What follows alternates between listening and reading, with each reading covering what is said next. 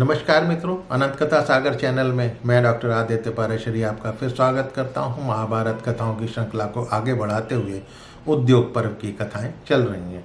आज की कथा में संजय जो है रात भर विश्राम करके कौरवों की सभा में पहुंच गए और उधर जो है धृतराष्ट्र को रात भर नींद नहीं आई। अब संजय आकर जो है वो क्या कहते हैं सुनिए। सुबह सारे के सारे राजा जो है सभा भवन में पहुंच गए, धृतराष्ट्र भी पहुंच गए। भीष्म, द्रोण, कृपाचार्य, शल्य, कृतवर्मा, जयद्रथ, अश्वत्थामा, विकर्ण, सोमदत्त, विदुर सब पहुंच गए।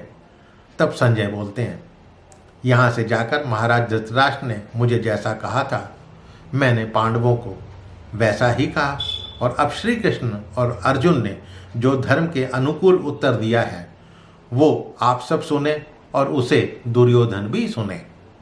उन्होंने कहा कि यदि दुर्योधन महाराज युधिष्ठिर का राज्य नहीं छोड़ता है तो निश्चय ही धृतराष्ट्र के पुत्रों का पूर्व जन्म में किया हुआ कोई पाप कर्म ही है जो उन्हें भोगना है, तथा तभी तो उनका भीमसेन, अर्जुन, नकुल, सहदेव और श्री कृष्ण, सात्यकी, धृष्टद्युम्न, शिखंडी और तेजस्वी युधिष्ठिर के साथ युद्ध होने वाला है। कुछ पाप कर्मी है जो पृथ्वी लोक तथा स्वर्ग लोक को भी भस्म कर सकते हैं। अब यदि दुर्योधन चाहता है कि इन वीरों के साथ युद्ध हो तो ठीक है, तुम केवल पांडवों के लाभ के लिए संधि कराने या आधा राज्य दिलाने की तुम चेष्टा मत करना। यदि ठीक समझो तो कहना कि दुर्योधन तुम युद्ध भूमि में ही उतरो। युधिष्ठिर ने वन में जिस दुख शैया पर शयन किया है, जितने कष्ट सहे हैं, उससे भी अधिक दुखदायिनी और अनर्थ कारिणी मृत्यु की अंतिम शैया तुम ग्रहण करो। दुर्योधन के लिए ये संदेश दिया जा रहा है। हमारे महाराज युधिष्ठिर धर्मनिष्ठ, सत्यवान और आदि गुणों से संपन्न है, लेकिन जब उत्तेजित होकर, क्रोधित होकर वो युद्ध भूमि में उतरेंगे तो दुर्योधन को पछताना ही पड़ेगा। जब भीमसेन कवच धारण करके शत्रुओं का नाश करते हुए यमराज के आगे बढ़ेंगे, यमराज के समान आगे बढ़ेंगे और बड़े बड़े गजराजों को, शूरवीरों को मार गिराएंगे, तब दुर्योधन को पछताना ही पड़ेगा।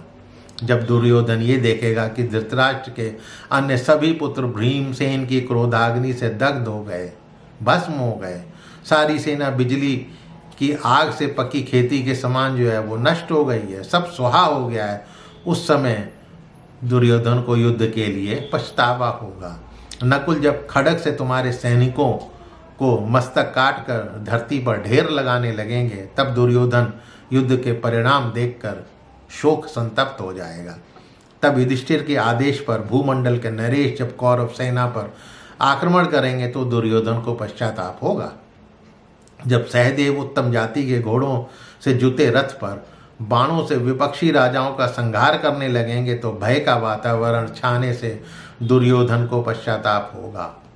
अभिमन्यु साक्षात कृष्ण के समान ही पराक्रमी है। जब वो बाणों के साथ शत्रु सेना में प्रवेश करेगा तो दुर्योधन बहुत शोक संतप्त होगा। बड़े बड़े महारथी राजा द्रुपद, राजा विराट, मत्स्य देश नरेश, श्वेत जब युद्ध भूमि में अपनी सेना सहित विनाश मचाएंगे तब दुर्योधन को युद्ध के भयंकर परिणाम देखकर पश्चाताप होगा। तब दुर्योधन से कह देना कि अब संसार में जीवित रहकर राज्य भोगने की इच्छा ना करे। हमने युद्ध के लिए महान, बलवान, निर्भय सात्यकी को अपना सहायक चुन लिया है। साथ ही वीर धृष्टद्युम्न जो मेघों की भांति बाणों की झड़ी लगाएंगे, तब तुम्हें युद्ध का परिणाम कैसा होता है पता लगेगा। उस महान संग्राम में अर्जुन जब गांडीव की डोरी खींचेंगे और तो मैं अपनी पूरी सेना को दुर्योधन जब पलायन करते हुए देखेगा, सहस्रों सैनिक जब मौत के घाट उतारे जाएंगे, तो मूढ़ बुद्धि धृतराष्ट्र पुत्र दुर्योधन युद्ध छेड़ने की भूल के कारण बहुत पछताएगा। जब दुर्योधन देखेगा कि उसके रथों से, हाथियों से, घोड़ों से बड़े बड़े योद्धा मारे जा रहे हैं, तब वो पछताएगा कि मैंने युद्ध क्यों किया था। जब भीष्म जी भी शिखंडी के हाथों मारे जाएंगे, तब शत्रु कौरव हम लोगों का वेग सह नहीं सकेंगे, तब दुर्योधन को दिखाई देगा कि उसके भाई बाणों की वर्षा के निकट ना जाकर दूर से ही गायब हो रहे हैं, कोई पराक्रम नहीं कर पा रहे हैं। तब पछताएगा।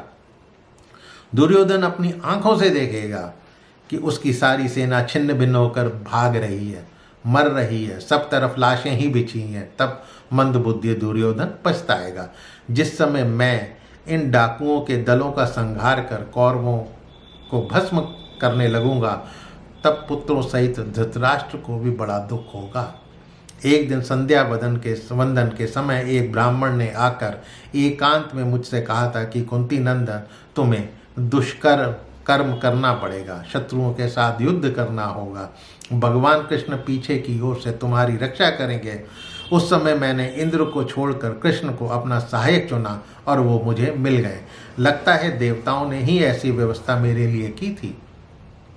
जो युद्ध के द्वारा कृष्ण को जीतना चाहता है वो दोनों हाथों से अग्नि बुझाने की चेष्टा कर रहा है, दोनों हाथ उसके जल जाएंगे।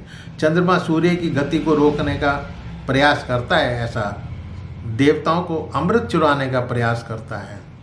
दुर्योधन सोचता है कि मुझ में और कृष्ण में कलह कराया जा सकता है, फूट डाली जा सकती है, तो युद्ध भूमि में आकर ही पता लगेगा ये तो उसको।